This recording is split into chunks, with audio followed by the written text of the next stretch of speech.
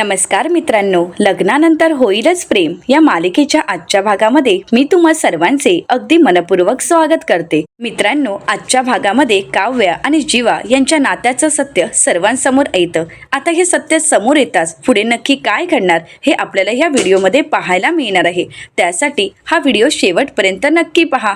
आजच्या भागात आपल्याला पाहायला मिळतं देशमुखांच्या घरी जीवा आणि काव्या यांनी जे काही यश मिळवलेलं असतं त्यासाठी त्यांचा कौतुक सोहळा ठेवलेला असतो आणि या निमित्तानेच नंदिनी आणि पार्थने या सगळ्याचं प्लॅनिंगही केलेलं असतं आणि त्यानुसारच त्यांना सरप्राईज देण्यासाठी प्रोजेक्टरवर काही फोटो ॲड केले जातात आणि ते फोटो आता डिस्प्ले केले जातात. परंतु ज्यावेळी ते एक एक फोटो सर्वजण पाहत असतात त्यावेळी ते फोटो पाहून सर्वजण खुश असतात. हा कार्यक्रम सर्वजण एन्जॉय करत असतात. पार्थ, काव्या, नंदिनी, जीवा यांच्या गोड आठवणी स्क्रीनवर दाखवल्या जातात. परंतु आता एक एक फोटो पुढे येतो, तो म्हणजे काव्या आणि जीवा यांच्या नात्याचा उलगडा. काव्या आणि जीवा यांचं आतापर्यंतचं प्रत्येक नात्यातील प्रत्येक क्षण आता सर्वांसमोर येतात. काव्या आणि जीवा यांनी त्यांचे क्षण, त्यांच्या आठवणी जपून ठेवलेल्या असतात. परंतु याच आठवणींचा आता वसू आत्यांनी गैरफायदा घेतलेला असतो. वसू आत्या त्यांच्या जुन्या आठवणी, ते जुने फोटो सर्वांना दाखवतात आणि त्यांच्या नात्याचा उलगडा करतात. आता काव्या आणि जीवा यांच्या नात्यातील ते असणारे सर्व क्षण आता ज्यावेळी जीवा आणि काव्या पाहतात तेव्हा मात्र दोघंही घाबरून जातात. दोघांच्याही पायाखालची जमीनच सरकते. परंतु तिथे असणाऱ्या कोणाला काहीच कळत नसतं.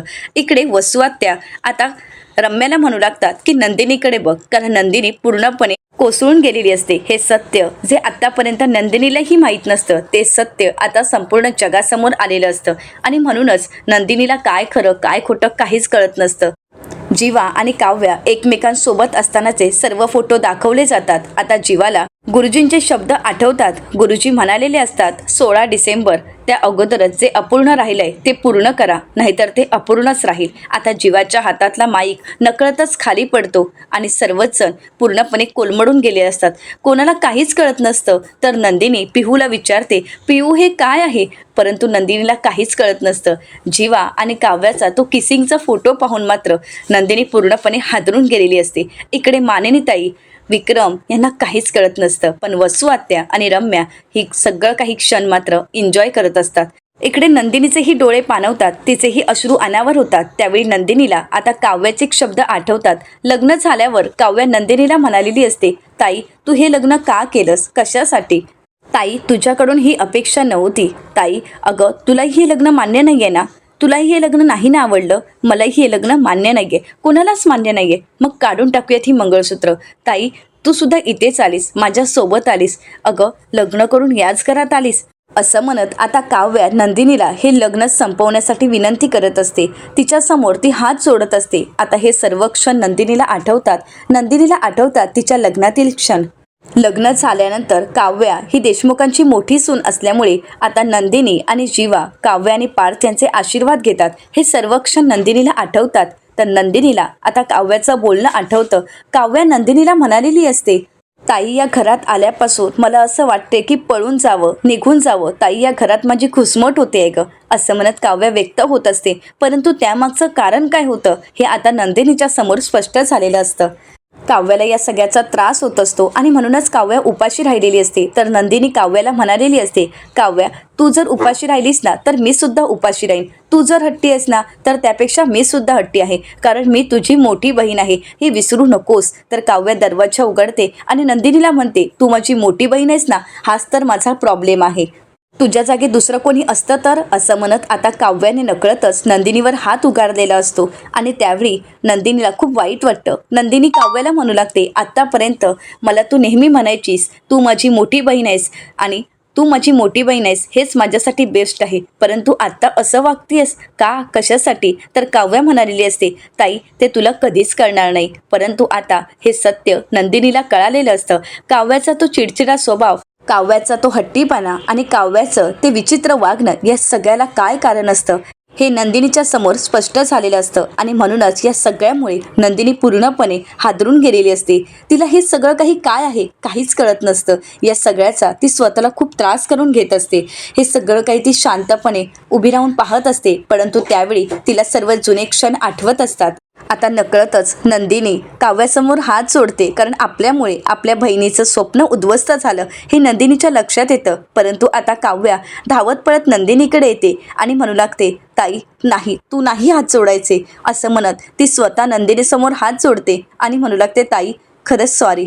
परंतु नंदिनी आता तिचे हात आपल्या हातात घेते आणि त्यानंतर तिच्याच हाताने आपल्या कानाखाली मारून घेत असते. आणि हे सगळं काही सर्वजण पाहत असतात. वसू आत्या आणि रम्या या सगळ्याची मजा घेत असतात. परंतु हे सगळं पाहून आरुषी खूप घाबरून जाते. आरुषीला हे सगळ्याचा खूप त्रास होत असतो. आरुषी म्हणू लागते, ताई प्लीज स्वतःला सावर. तर आता इकडे काव्या मोठ्यानेच म्हणते, ताई थांब, तू स्वतःला त्रास करून घेऊ नकोस, असं म्हणत ती तिचा हात थांबवते. तर त्याचवेळी नंदिनीचं लक्ष तिच्या हातावर लिहिलेल्या मेहंदीकडे जातो, ज्या मेहंदीमध्ये आता जीवा आणि तिचं नाव एकत्र कोरलं गेलेलं असतं. जीवांदिनी हा शब्द तिला दिसतो आणि त्यावेळी मात्र तिला खूप राग येतो. तिला ह्या सगळ्याचा खूप तिरस्कार वाटू लागतो आणि म्हणूनच नंदिनी ते नाव पुसून टाकण्याचा प्रयत्न करत असते, स्वतःला त्रास करून घेत असते. तर काव्या म्हणते, नाही ताई प्लीज थांबव हे सगळं काही, माझ्यामुळे तू स्वतःला त्रास करून घेऊ नकोस. परंतु नंदिनी आता जीवाकडे पाहते. एक एक पाऊल पुढे टाकत ती जीवाच्या दिशेने येत असते. इथे मात्र जीवा पूर्णपणे कोसळून गेलेला असतो. या सगळ्यामुळे नंदिनीला होणारा त्रास, घरच्यांना झालेला त्रास, हे सगळं काही जीवालाही सहन होत नसतं. जीवा तिथेच कोसळून जातो. त्याला काय करावं काहीच कळत नसतं. आता नंदिनी जीवासमोर येऊन उभी राहते. आता नंदिनीला तिने काव्याला सांगितलेले शब्द आठवत असतात. नंदिनी काव्याला मंगळसूत्र दाखवत म्हणालेली असते, हे मंगळसूत्र नीट बघ काव्या आणि स्वतःच्या मनाशी एक घट्ट गाठ बांध. हे लग्न म्हणजे खेळ नाहीये आणि मंगळसूत्र म्हणजे खेळणं नाहीये, ही गोष्ट कायम लक्षात ठेव काव्या, असं म्हणत नंदिनीने आपलं मंगळसूत्र दाखवत काव्याला बजावलेलं असतं. नंदिनी पुढे काव्याला म्हणू लागते, वचनाची एक एक फेरी पूर्ण करत असतो आणि त्यावेळी मोहाची सुपारी बाजूला करत असतो. ही सगळी गंमत नसते काव्या, किंवा हे भातुकलीचं लग्नही नसतं. तर काव्या नंदिनीला म्हणालेली असते, ताई तुझं लग्न जर जीवाशी ठरलं असतं आणि त्यांच्याशी झालं असतं तर हा विषय वेगळा होता आणि मी काही बोललीही नसते. परंतु तुझं लग्न पार्थसोबत ठरलं होतं ना, आणि अचानकच तू जीवासोबत लग्न केलंस, हा अनर्थ आहे सगळा ताई, अनर्थ आहे, असं म्हणत काव्या खूप चिडलेली असते. हे सगळं काही नंदिनीला आठवत असतं आणि नंदिनी हे सगळं काही जीवाकडे पाहतच आठवत असते. सगळ्या आठवणी तिच्या जाग्या होतात. हे सगळं काही काव्या का बोलायची हे सगळं काही तिच्या लक्षात येत असतं. काव्या नंदिनीला म्हणालेली असते, हे चुकीने झालेलं लग्न आहे ताई, हे लग्न मलाही मान्य नाही, तुलाही मान्य नाहीये. तू एक काम कर ना, डिवोर्स घे, मी सुद्धा तेच करते आणि या सगळ्यातून मोकळी होऊयात. अगं तुझं लग्न पार्थसोबत पुन्हा होऊ शकतं. तर नंदिनी आता काव्याला म्हणालेली असते, माझी नजर त्या क्षणी मेली ज्या क्षणी पार्थने तुझ्या गळ्यात हे मंगळसूत्र घातलं. त्यानंतर आता पार्थ या घरचे मेंबर म्हणूनच मी त्यांच्याकडे पाहीन, बाकी कुठल्याही नजरेने मी त्यांच्याकडे पाहूही शकत नाहीये काव्या. तर नंदिनी पुढे काव्याला म्हणते, काव्या एक गोष्ट कायम लक्षात ठेवायची, कालपर्यंत जीवा हा माझ्यासाठी जीवा होता, परंतु आता तो माझा नवरा आहे. नंदिनी जीवा देशमुख यामधलाच जीवा देशमुख, आणि जोपर्यंत जीवा स्वतःहून माझ्याकडे घटस्फोट मागत नाहीत तोपर्यंत मी त्यांना घटस्फोट देणार नाही, असं म्हणत नंदिनीने आता काव्याला ठणकावून सांगितलेलं असतं. आता जीवा नंदिनीसमोर उभा राहतो आणि हात जोडत नंदिनीची माफी मागतो. परंतु त्याचवेळी नंदिनीसमोर चित्र उभं राहतं, ते म्हणजे नंदिनीच्या डोक्यावर हात ठेवत जीवा म्हणालेला असतो, मी करेन तुझ्याशी लग्न, असं म्हणत जीवाने नंदिनीसोबत लग्नगाठ बांधलेली असते. तर त्यानंतर काव्याचा रोषही तिने पत्कारलेला असतो. ज्यावेळी नंदिनी काव्यासाठी चहा घेऊन जाते त्यावेळी काव्या पाठ फिरवते, परंतु जीवा तिच्या हातातली चहा घेतो.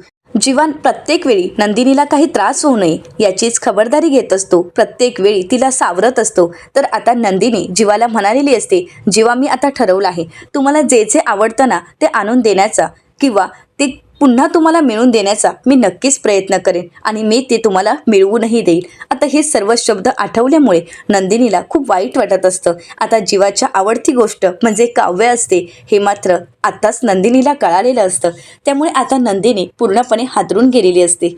जीवा मात्र नंदिनीसमोर हात जोडून उभा असतो, तो माफी मागत असतो. तर नंदिनीला आठवतं जीवाच्या रूममध्ये तिला मिळालेलं एक गिफ्ट, ज्यावर लिहिलेलं असतं जे के म्हणजे काय असेल याचा नंदिनीने विचार केलेला असतो, ते शोधण्याचा प्रयत्न केलेला असतो. परंतु जे या शब्दाचा अर्थ काय असतो हे आज या कार्यक्रमाच्या निमित्ताने नंदिनीच्या समोर आलेलं असतं.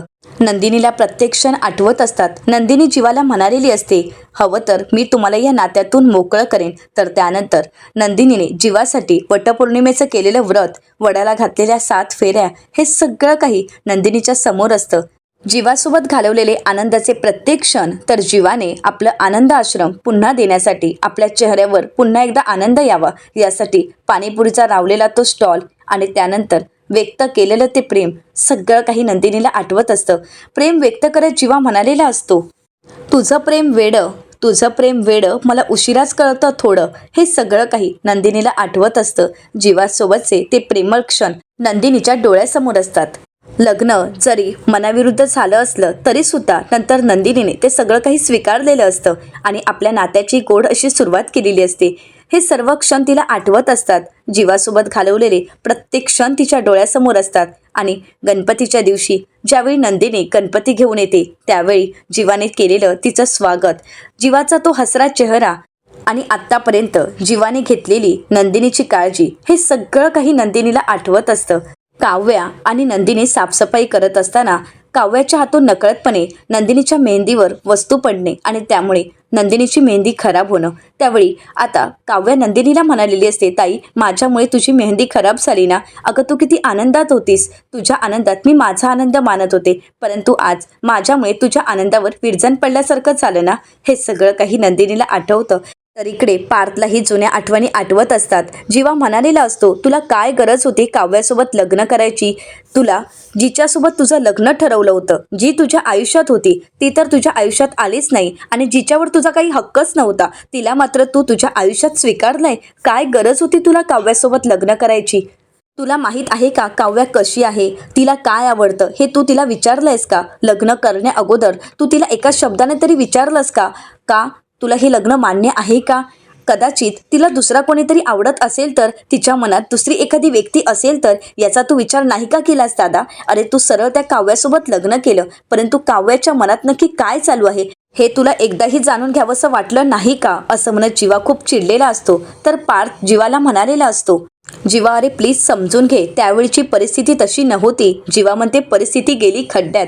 अरे यार थोडा वेळ थांबला असतास ना तर ही परिस्थिती उद्भवलीच नसती, हे सगळं काही घडलं नसतंच. थोडा वेळ वाट पाहायची होती, सगळं काही नीट झालं असतं, परंतु नाही, तू वाट पाहिली नाहीस आणि हा सगळा काही खोळ तू घालून ठेवलायस. एकीच्या हातात अंगठी घातलीस आणि दुसरीच्या गळ्यात माळ घातलीस, असं म्हणत जीवा खूप चिडलेला असतो. रागाच्या भरात त्याने पार्थला खूप काही बोलून दाखवलेलं असतं आणि हे सर्व बोलणं आज पार्थला आठवत असतं. जीवा एवढा का बोलत होता, तो ओरडून ओरडून काय सांगण्याचा प्रयत्न करत होता हे आता पार्थच्या लक्षात आलेलं असतं. या सगळ्यामुळे पार्थच्या पायाखालची जमीनच सरकते. पार्थला काहीच कळत नसतं, तोही शांत असतो. हे सगळं काही त्यालाही आठवत असतं. पार्थ जीवाला म्हणतो, जिच्यासोबत लग्नाची संसाराची स्वप्न पाहिली तीच मुलगी आज माझ्या भावाची बायको आहे, हे ज्यावेळी प्रत्यक्षात पाहतोय त्यावेळी मला काय वाटतंय ना हे तुला नाही कळणार. तर जीवा पार्थला म्हणालेला असतो, तुला फक्त तुझ्या शरीरावरचे घाव दिसतायत, परंतु माझ्या मनावरच्या जखमा तुला दिसत नाहीयेत, असं म्हणत जीवा व्यक्त झालेला असतो. त्याच्या शब्दाचा अर्थ काय आहे हे आज पार्थला कळालेला असतो. तर पार्थ जीवाला शांत करत म्हणतो, जीवा हे बघ, तू स्वतःला त्रास करून घेऊ नकोस. तसंही काव्याचं आणि माझं लग्न झालंय, यामुळे बाकी कोणाला त्रास झाला नाहीच आहे आणि तू स्वतःला त्रास करून का घेतोयस. तू एवढं कितीसं ओळखतोयस त्या काव्याला, असं म्हणत आता पार्थ जीवाला समजावत असतो. पार्थ पुढे म्हणू लागतो, जर काव्याच्या मनात कोणी दुसरी व्यक्ती असती तर काव्याने मला अगोदरच सांगितलं असतं, परंतु त्यांनी तसं काहीच सांगितलं नाही. याचा अर्थ काव्या तशा नाही आहेत, असं म्हणत पार्थ काव्याच्या बाजूने बोलत असतो. परंतु सत्य परिस्थिती काय आहे हे आता पार्थने अनुभवलेलं असतं. तर त्यावेळी पार्थ जीवाला म्हणालेला असतो की जीवा एक गोष्ट लक्षात ठेव, लग्न करायचं की नाही हा तुझ्याकडे पर्याय होता, परंतु माझ्याकडे पर्याय नव्हता. आणि हो, हे सगळं काही मी केलं ते माझ्या मनाविरुद्ध. परंतु या क्रॉस लग्नामुळे या घरात राहणं किती कठीण जाणार आहे हे तुला नाही कळणार आणि या सगळ्याचा त्रास मला किती होतोय हे तुझ्या लक्षातही नाही येत आहे. तर आता जीवा चिडतो आणि पार्थला म्हणू लागतो, तू त्या काव्याचा गुन्हेगार आहेस. तर पार्थ जीवाला म्हणतो, तू माझा गुन्हेगार आहेस. असं म्हणत दोघेही भावांमध्ये वाद पेटलेले असतात. परंतु हे वाद का झालेले असतात, या वादाचं मूळ कारण काय असतं हे आता पार्थच्या समोर असतं. आता हे सर्व क्षण आठवताच पार्थ काव्याकडे पाहतो. काव्याच्या गळ्यातील ते मंगळसूत्र पाहतो. आता मात्र पार्थचा तोल जातो, तो तिथेच कोसळणार. तर त्याचवेळी आता मानिनीताई पार्थला सावरतात. परंतु त्या अगोदर तिथे सावरण्यासाठी येते ती काव्या. आता काव्या पार्थचा हात घट्ट पकडते आणि त्याला सावरते. पार्थ काव्याकडे पाहू लागतो. आता पार्थला ते क्षण आठवतात ज्यावेळी जीवाला ठसका लागलेला असतो. त्यावेळी नंदिनी अगोदर काव्या पाणी पुढे करते आणि त्यावरूनच त्या दोघांचं एकमेकांवर किती प्रेम आहे हे आता पार्थला कळालेलं असतं. तर आता या सगळ्याची शिक्षा म्हणून काव्या थंड पाणी आंघोळ करत असते. तर त्याचवेळी पार्थ तिला म्हणतो, काव्या काय करताय तुम्ही हे? तर काव्या पार्थला म्हणालेली असते, हात सोडा माझा, मला हातही लावू नका. तुम्ही मला हात लावू शकत नाही कारण मी तुमची बायको नाही. तर आता पार्थ काव्याला म्हणालेला असतो, काव्या तुम्ही शांत व्हा, तुम्ही एवढं चिडचिड का करताय? तुमच्या मनात जे काही असेल ते मला सांगा, या सगळ्यातून आपण नक्कीच सोल्युशन काढूया. तर त्याचवेळी काव्या म्हणालेली असते, डिवोर्स द्या मला. आता काव्याचं हे वाक्य त्यावेळी पार्थला धक्कादायक वाटत असतं. परंतु हा डिवोर्स का मागत आहे हे आज पार्थला कळालेलं असतं. पार्थ आणि काव्या एकमेकांच्या नजरेने एकमेकांच्या डोळ्यात पाहत असतात. परंतु त्यावेळी पार्थला आठवतं की आता नंदिनी ज्यावेळी आपल्या आईच्या हातची स्पेशल डिश घेऊन येते आणि जीवाला वाढत असते, त्यावेळी आता काव्या थांबवते आणि म्हणू लागते, ताई त्याला वाढू नकोस कारण त्याला फ्रॉन्सची ॲलर्जी आहे. तर पार्थ ज्यावेळी काव्याला घास भरवत असतो त्यावेळी काव्याने त्याला थांबवलेलं असतं आणि म्हणत असते, काही गरज नाही आहे भरवायची, माझं मी खाईन. असं म्हणत पार्थला तिथेच तिने थांबवलेलं असतं. आता काव्या आणि पार्थ ज्यावेळी फिरायला जातात त्यावेळी पाणीपुरीवाल्याच्या ठिकाणी जातात. काव्याला त्या आठवणी आठवतात आणि त्या सगळ्या आठवणी ती पार्थला सांगत असते. परंतु पार्थ ज्यावेळी काव्याला म्हणतो की चल आपण पाणीपुरी खाऊयात, तर काव्या म्हणते नाही नको. तर त्यानंतर आता पार्थला आठवतं ज्यावेळी ते आपल्या फार्म हाऊसवर गेलेले असतात त्यावेळी काव्या आता जीवाला शर्ट काढायला सांगत असते. त्यावेळी मात्र जीवा शर्ट काढत नसतो कारण तो टॅटू कोणाला दिसू नये यासाठी जीवा शांतच असतो. तर त्यानंतर ज्यावेळी जीवाचं जॅकेट आता पार्थ ज्यावेळी काव्याला देतो त्यावेळी काव्या म्हणालेली असते, नाही नको, कारण मला तसंही दुसऱ्यांच्या वस्तू आवडत नाहीत आणि मला येल्लो कलर आवडत नाही ना, ज्याची वस्तू आहे त्यालाच द्यावी. असं म्हणत काव्याने जीवाचं जॅकेट परत करायला सांगितलेलं असतं. हे सर्व क्षण पार्थला आठवत असतात. आता काव्याचं ते असं वागणं, अस्वस्थ होणं, ह्या सगळ्यामागचं कारण हळूहळू समोर येत असतं. या सगळ्या आठवणीतून या सगळ्याचा खुलासा होत असतो. आता पार्थ काव्याच्या हाताकडे पाहतो तर काव्याने पार्थचा हात घट्ट पकडलेला असतो. परंतु शेवटी पार्थ काव्याचा हात बाजूला करतो. आता काव्याच्या अशा वागण्यामुळे पार्थने मात्र काव्याकडे पाठ फिरवलेली असते आणि हे सगळं काही पाहिल्यानंतर इकडे मात्र रम्या आणि वसुआत्या खुश होतात. इकडे काव्या खूप रडत असते तर इकडे मानिनीताई आता पार्थला सावरत असतात. या सगळ्यातून पार्थला सावरणं खूप कठीण जात असतं. मानिनीताईंनाही खूप वाईट वाटत असतं. काव्याही खूप रडत असते. परंतु या सगळ्याची मजा मात्र रम्या आणि वसुआत्या घेत असतात. आता काव्याला पाहिल्यानंतर मानिनीताईंनाही त्यांच्या आठवणी आठवतात. काव्याने गळ्यातून काढून ठेवलेलं मंगळसूत्र आणि त्यावर काव्या म्हणालेले सर्व शब्द मानिनीताईंना आठवत असतात. तर त्यानंतर मानिनीताईंची मैत्रीण सुनीता मानिनीताईंना म्हणालेली असते, मानिनी अगं अजूनही काव्याचा आणि त्या कॅफेवाल्या मुलाचा संबंध संपलेला नाही, कारण आजही ते दोघे भेटण्यासाठी कॅफेमध्ये आले होते. यावेळी मानिनीताईंना धक्का बसतो. तर त्यानंतर ज्यावेळी त्या काव्याला जाब विचारतात तर त्यावेळी काव्या म्हणालेली असते, मानिनी काकू आजही मी तुम्हाला हेच उत्तर देईन, कॅफेवाल्या मुलाचं आणि माझं लग्न अगोदर नातं होतं, परंतु आता त्याचा आणि माझा काही संबंध नाही. मी त्या नात्यातून कधीच दूर झाली आहे. तर विक्रम यांना त्यांचे शब्द आठवतात. विक्रम मानिनीताईंना म्हणालेले असतात, जरी मुलांना हे नातं मान्यच नसेल तर आपल्या मुलांना या नात्यातून मुक्त करूया. हे सर्व काही त्यांना संरक्षण आठवू लागतात. तर त्यानंतर विक्रम यांना आठवतं नंदिनी जीवानी काव्यांना म्हणालेली असते, आता थांबलात का, भरवा ना एकमेकांना पेढे. परंतु त्यावेळी दोघंही तिथे शांत उभे असतात आणि घाबरतच एकमेकांना पेढे भरवतात. हे सर्व क्षण विक्रम यांना आठवत असतात. आपण आपल्या मुलांच्या आयुष्यावर हे निर्णय लादलेत आणि म्हणूनच आज मुलांचं आयुष्य अशा रीतीने या वळणावर आलं आहे. त्या सगळं काही त्यांना आठवतं. तर त्यानंतर काव्या जीवाला पेढा न भरवता नंदिनीला भरवते. हे सर्व क्षण त्यांच्या समोर असतात. या सगळ्यामुळे सर्वजण हादरून गेलेले असतात. सर्वांनाच या सगळ्याचा खूप त्रास होत असतो. इकडे मात्र पिहू पूर्णपणे घाबरून गेलेली असते. पिहूला खूप त्रास होत असतो. तिथे जीवा आणि नंदिनी एकमेकांच्या समोर असतात आणि त्यावेळी त्यांना होणारा त्रास पाहून पिहू पूर्णपणे घाबरते. तरी विक्रम तिला खुणावूनच हे सगळं काही बंद कर असं सांगू लागतात. तर पिहूलाही तिने पाहिलेले क्षण आठवतात, जीवा आणि काव्या यांचं बोलणं. तर त्यानंतर जीवाने काव्याला दिलेली फ्लँकिस आणि काव्याने ती अडवणे हे सगळं काही पिहूच्याही समोर असतं. या नात्याचा खुलासा आता पिहूलाही झालेला असतो. तर इकडे जीवा मात्र नंदिनी समोर हात जोडून उभा असतो. आता नंदिनीला या सगळ्याचा खूप त्रास होतो आणि शेवटी ती खाली कोसळते. जीवा तिला सावरण्याचा प्रयत्न करत असतो, परंतु नंदिनी मात्र बेशुद्ध झालेली असते. सर्वजण नंदिनीकडे धाव घेतात, नंदिनीला उठवण्याचा प्रयत्न करतात, परंतु नंदिनी मात्र काही उठत नसते. इकडे मात्र पार्थ आणि काव्य तिथेच उभे असतात. आपल्यामुळे या घरातील सर्वांना त्रास होत आहे यामुळे काव्याला खूप वाईट वाटत असतं. परंतु इकडे वसुआत्या रम्याला म्हणतात, हे काय झालं असं म्हणत दोघेही हसू लागतात. दोघेही हे आनंदाचे क्षण अनुभवत असतात. संपूर्ण घरात दुःखाचा क्षण असतो, परंतु हे मात्र या सगळ्यात आनंद व्यक्त करत असतात.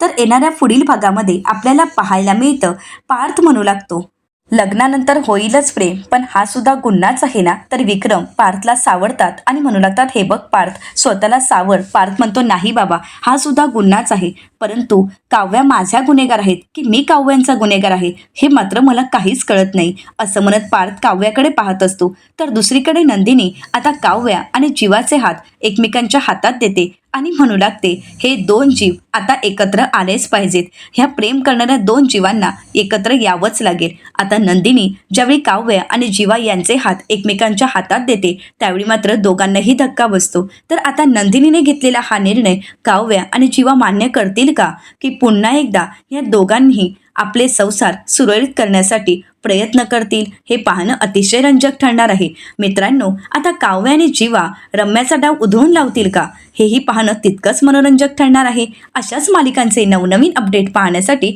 चॅनलला नक्कीच सबस्क्राईब करा. आजचा हा व्हिडिओ कसा वाटला हे कमेंट करून नक्कीच कळवा. आणि हो, आजचा हा व्हिडिओ आवडला असेल तर व्हिडिओला लाईक करायलाही विसरू नका. व्हिडिओ पाहिल्याबद्दल तुम्हा सर्वांचेच अगदी मनपूर्वक धन्यवाद.